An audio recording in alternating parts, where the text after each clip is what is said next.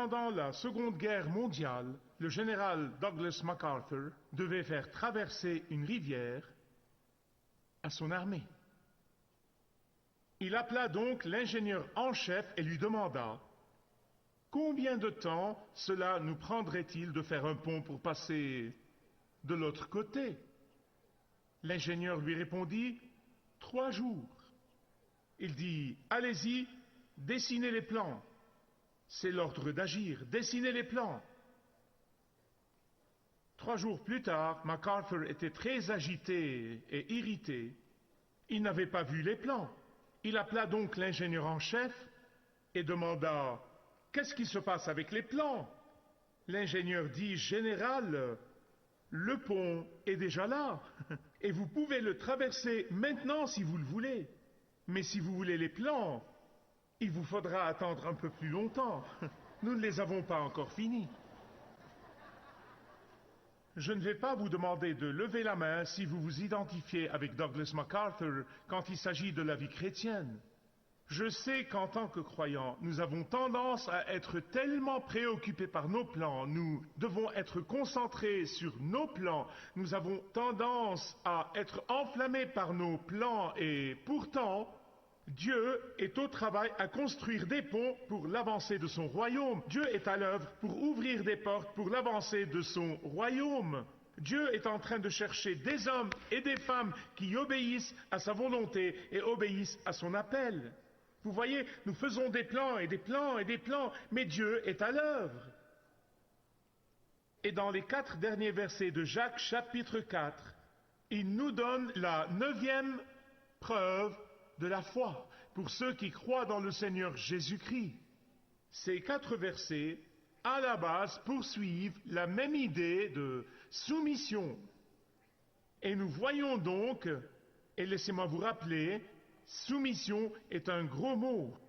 Et cependant, nous devons avoir le pouvoir sur les 3 super-pouvoirs, le monde, la chair et le diable. Nous n'avons pas d'autre option que de nous soumettre à Dieu. Il a dit, soumettez-vous à Dieu, résistez au diable et il fuira loin de vous. Les deux vont ensemble. J'ai vécu assez longtemps et j'ai exercé le ministère de long en large pour savoir qu'il y a des chrétiens qui ont une mauvaise compréhension de la volonté de Dieu pour leur vie. Vraiment. J'ai rencontré des gens qui ont littéralement peur de la volonté de Dieu pour leur vie. J'en ai rencontré d'autres qui disent vouloir la volonté de Dieu pour leur vie et ils veulent ce que la volonté de Dieu est, seulement si elle n'est pas en conflit avec la leur. Maintenant, il y a des gens qui voient cette volonté de Dieu pour leur vie comme une sorte de médecine amère. Vous savez, c'est comme l'huile de castor. Mais laissez-moi vous dire quelque chose. C'est l'un des plus gros bobards de Satan. C'est l'un des plus gros mensonges de Satan. Il veut que nous n'ayons pas confiance en Dieu. Il veut que nous soyons sceptiques concernant le plan de Dieu pour nos vies. Satan veut que nous croyions que Dieu n'a pas notre meilleur intérêt à cœur. Et cependant, faire confiance au plan de Dieu pour notre vie est une des preuves d'une foi authentique. En 1966, je n'ai pas seulement succombé aux mensonges de Satan, j'ai aussi eu peur de la volonté de Dieu pour ma vie et je me méfiais de la volonté de Dieu pour ma vie, mais j'ai rejeté la volonté de Dieu pour ma vie. Pourquoi? Parce qu'elle ne se conformait pas à mes plans pour ma vie. Donc je la rejetais. Mais maintenant, quand je regarde en arrière, je suis si reconnaissant que Dieu m'ait délivré de ma folie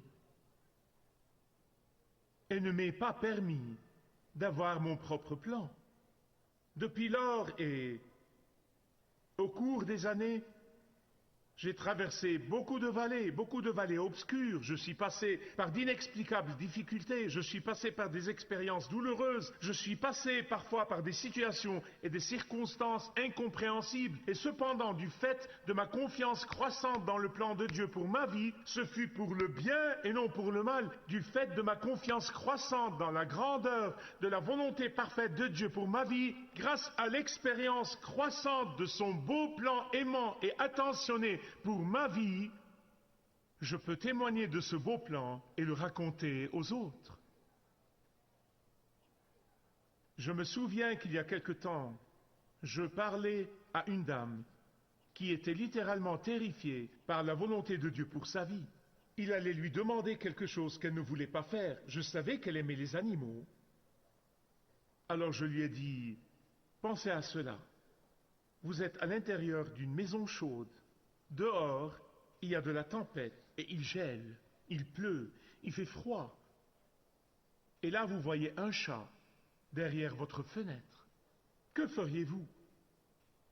Elle a mis quelques secondes à visualiser la situation et alors elle a commencé à pleurer. Et elle a dit, n'en dites pas plus, n'en dites pas plus.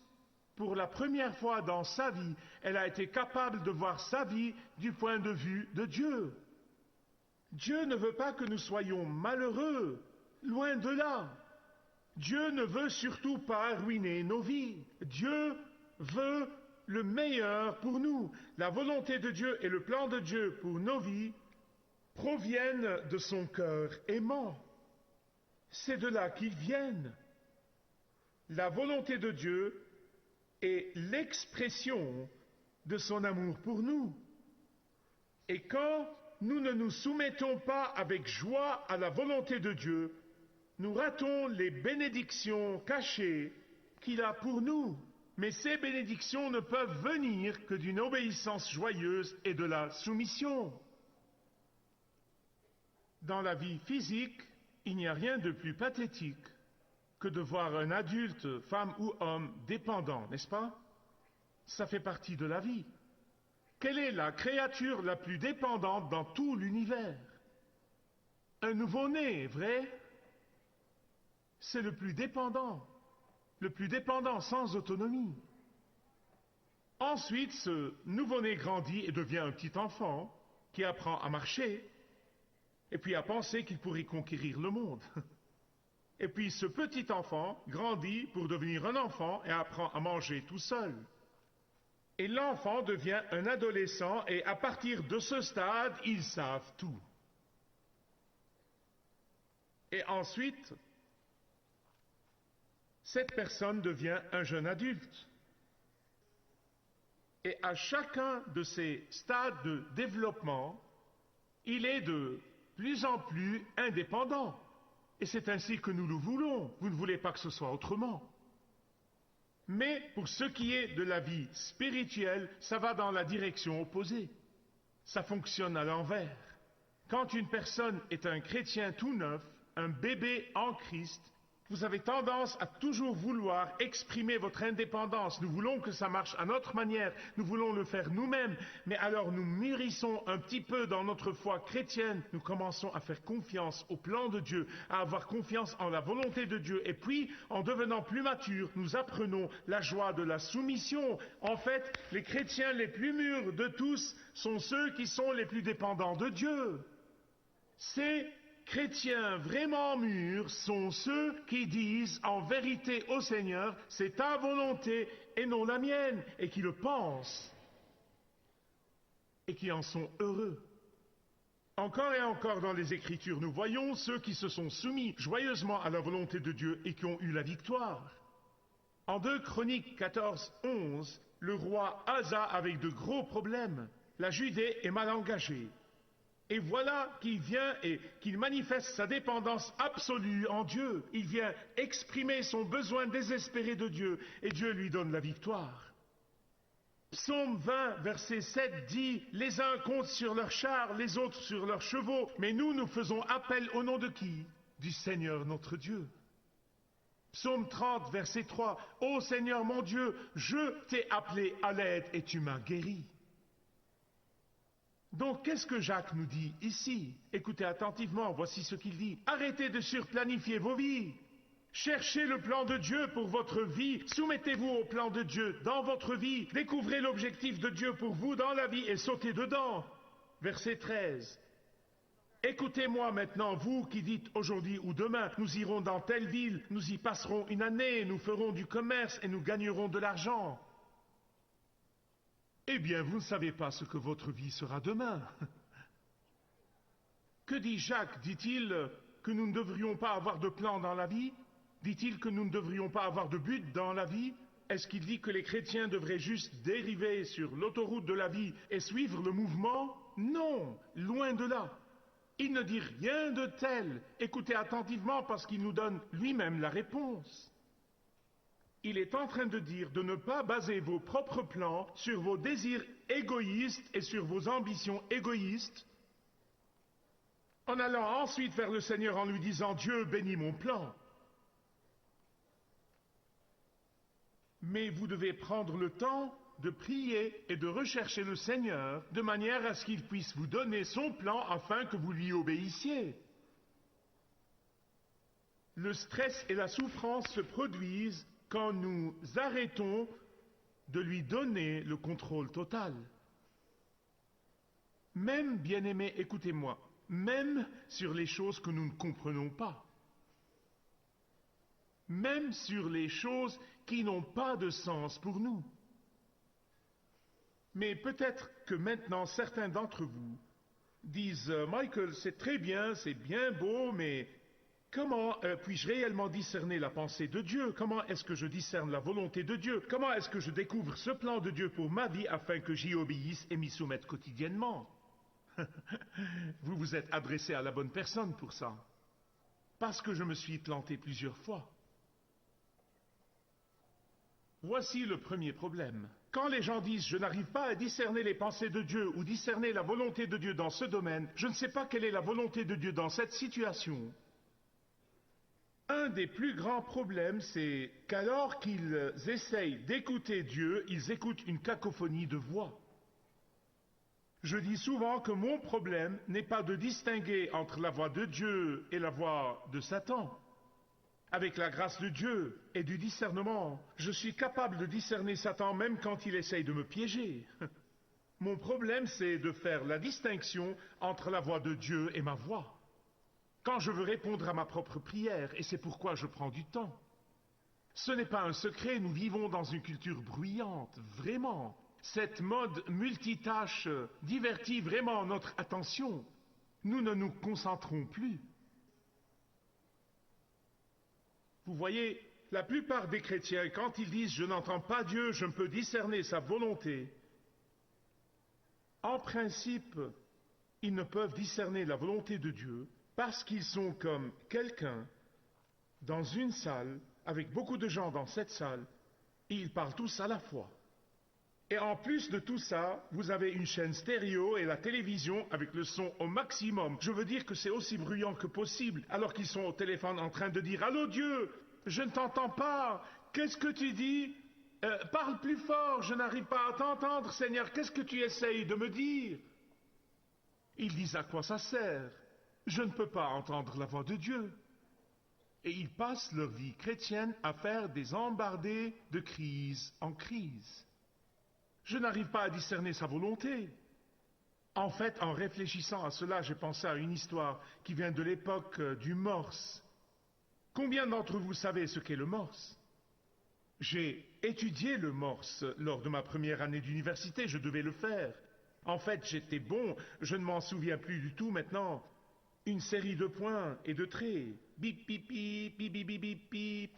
Il y avait un poste à pourvoir, un travail pour un opérateur sans fil. La salle d'attente de cette compagnie était remplie de candidats qui postulaient tous pour ce travail. Beaucoup de candidats. Et ils étaient tous en train de parler, à bavarder, vous savez, juste plein de bavardage, beaucoup de discussions, sauf pour un type. Il entra dans la salle et s'assit tranquillement, tout seul. Tous les autres, blablabla, discutaient et faisaient beaucoup de bruit, et lui était assis tout seul.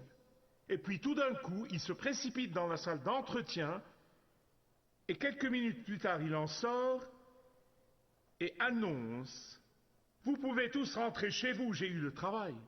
Ils étaient furieux, je veux dire, que ces candidats étaient incrédules. Ils dirent: comment ça? Nous étions ici avant toi. Comment se fait-il que tu l'as eu? Voici ce qu'il dit. Si vous n'aviez pas été occupé à parler, vous auriez entendu le message qui est passé par les haut-parleurs en morse et qui disait: j'ai besoin d'un homme toujours sur le qui-vive, et le premier qui entend ce message et vient à mon bureau est embauché. C'est ce que le Seigneur dit.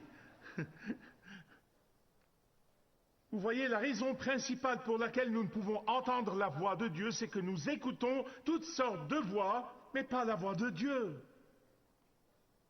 Et quand nous sommes occupés à écouter toutes sortes de voix, nous nous sommes occupés à entendre notre propre voix qui dit: je n'entends pas la pensée de Dieu, je ne peux discerner la volonté de Dieu. Si vous n'écoutez pas la voix de Dieu, vous n'êtes pas branché sur sa volonté. Et si vous n'êtes pas branché sur sa volonté, vous n'êtes pas en phase avec son plan dans votre vie. Et si vous n'êtes pas en phase avec le but de Dieu et son plan pour votre vie, vous ratez ce que Dieu a de mieux pour vous. Bon, il y a des fois où Dieu ne peut pas diriger.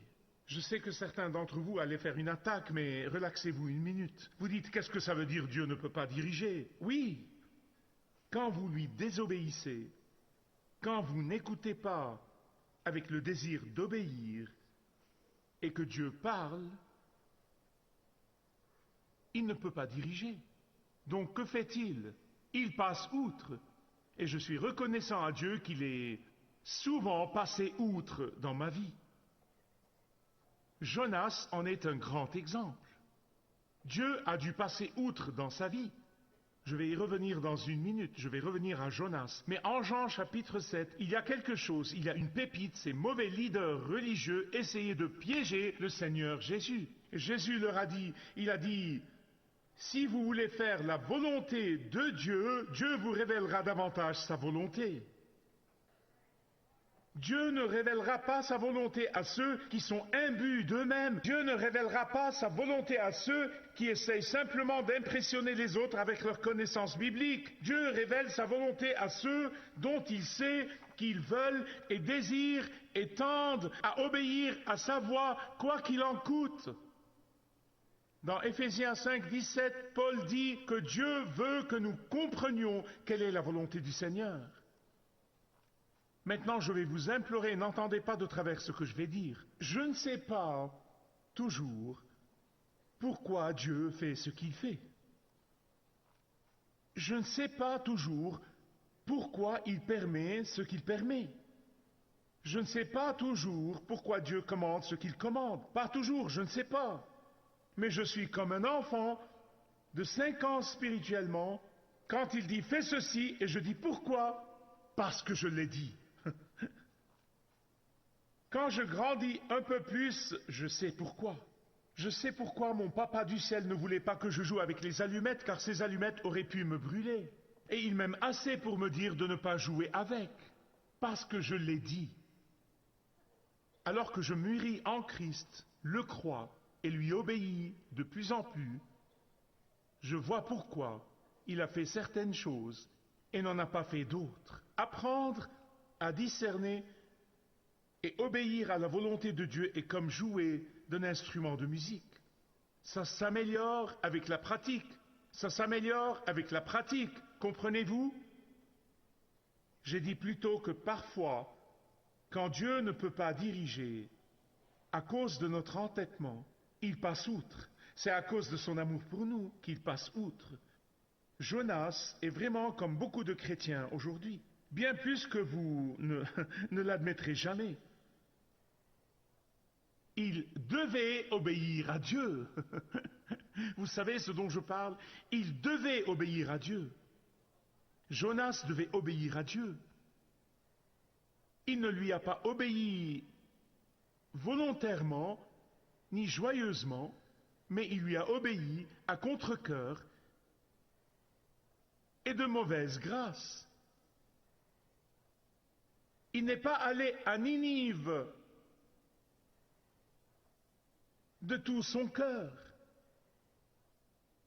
Il n'a pas prêché par amour pour Dieu et pour les gens.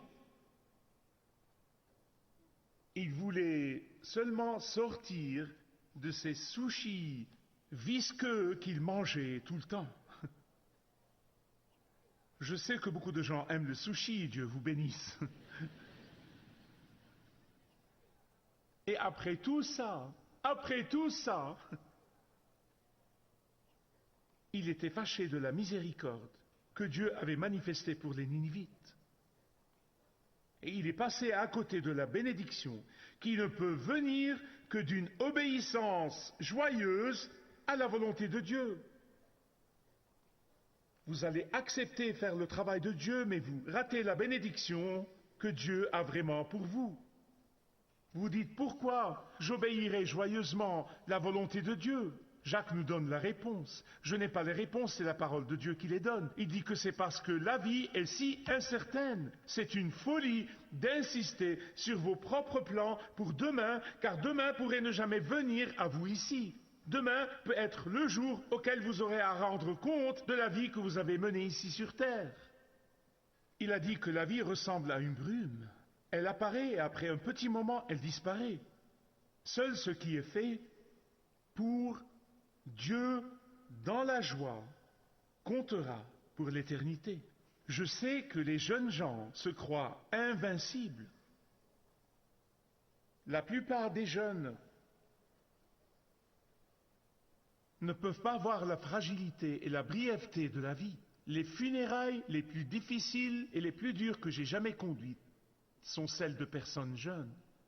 Ce sont les funérailles les plus dures. Je vois les jeunes en état de choc, vraiment.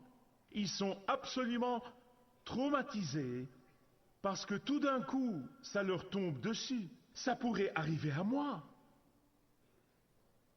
Mais au fur et à mesure que le temps passe, ils retournent au mode invincible et parlent comme s'ils allaient vivre pour toujours. Et c'est pourquoi Jacques conclut en disant « Quiconque sait ce qui est bien et ne le fait pas commet un péché. » Ce peut ne pas être un péché pour quelqu'un d'autre, mais pour lui, c'en est un. Pour elle, c'en est un. Si vous continuez à faire vos plans centrés sur vous et ignorer l'appel de Dieu dans votre vie et le but de Dieu pour votre vie, vous péchez contre Dieu. Le Nouveau Testament dit très clairement que les péchés d'omission sont traités aussi sévèrement que les péchés d'action. Savoir ce qui est juste et ne pas le faire sera jugé aussi sévèrement que le péché qui est commis volontairement et intentionnellement. Quelqu'un a dit il y a des années, ce n'est pas de grimper la montagne qui nous épuise vraiment, mais c'est le caillou dans votre chaussure qui vous épuise. Beaucoup d'entre nous se focalisent sur l'escalade des montagnes et ne font pas attention aux grains de sable dans la chaussure. Arrêtez-vous et vérifiez qu'il n'y a pas de grains de sable et de gravier dans vos chaussures qui vous posent des problèmes. Vous dites, que sont ces graviers? Qu'est-ce que c'est? Que sont ces grains de sable? Écoutez-moi très attentivement, s'il vous plaît. L'indifférence à ce qui est juste, l'indifférence envers les convictions bibliques, l'indifférence envers l'œuvre pour le royaume de Dieu, l'indifférence pour ce que Dieu déteste, l'indifférence pour ce que Dieu veut que vous fassiez, l'indifférence pour la vérité qui est piétinée aujourd'hui, voilà les cailloux dans nos chaussures. Est-ce que vous recherchez la volonté de Dieu dans votre vie? Il n'y a que vous qui pouvez répondre. Est-ce parce que vous voulez lui obéir ou est-ce que vous voulez la comparer avec les autres? Est-ce que vous obéissez à la volonté de Dieu de mauvaise grâce et à contre-cœur, comme Jonas, il a été obligé d'obéir? Votre réponse exacte à cette question pourrait signifier que vous retirez le caillou, que vous enlevez le grain de sable afin de pouvoir continuer à gravir la montagne avec joie sur le chemin, avec la joie sur le chemin. Le voulez-vous? Merci de regarder ce programme. Marcher avec le guide est un programme et un ministère de Kingdom 7 que je vous présente chaque jour, en anglais, en arabe et en français, dans l'espoir que